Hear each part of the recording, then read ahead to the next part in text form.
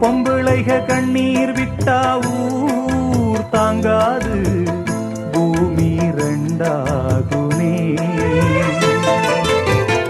ஆம்பிளைக கண்ணீர் விட்டா யார் கேப்பாக, இல்லை அனுதாபமே. கார்த்திகை போனால் மழை இல்லை மானே, கருணையும் போனால் வாழ்வில்லை தானே.